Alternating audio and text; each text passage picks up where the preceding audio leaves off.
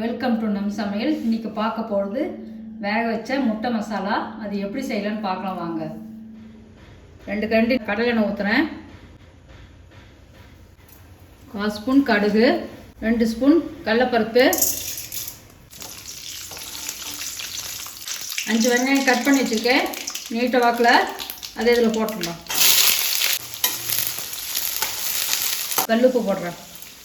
இப்போ 3 பச்சை மிளகா அரிஞ்சு வச்சுருக்கேன். கருவேப்பிலை கொஞ்சம் அதையும் போட்டுடலாம். 3 தக்காளி கட் பண்ணி வச்சுருக்கேன், அதையும் போட்டுறேன். 1/4 ஸ்பூன் இஞ்சி பூண்டு, கொஞ்சம் உப்பு போட்டுறேன்.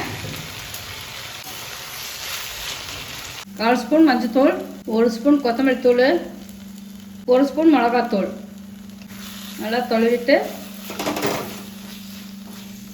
1/4 டம்ளர் தண்ணி ஊற்றுறேன்.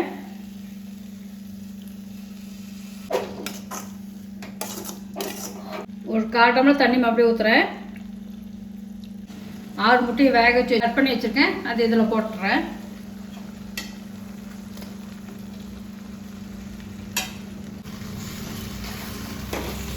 அடுப்பை நம்ம கம்மியில் வச்சுட்டு 1 நிமிஷம் அப்படியே மூடி வச்சுருங்க.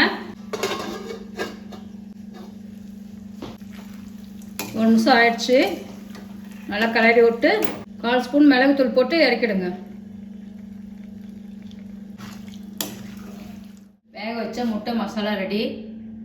இது சப்பாத்திக்கு தோசைக்கு நல்லா இருக்கும். வீட்டில் செஞ்சு பார்த்துட்டு எப்படி இதுன்னு சொல்லுங்கள். மீண்டும் வேறு ரெசிப்பியில் சந்திக்கலாம். நன்றி.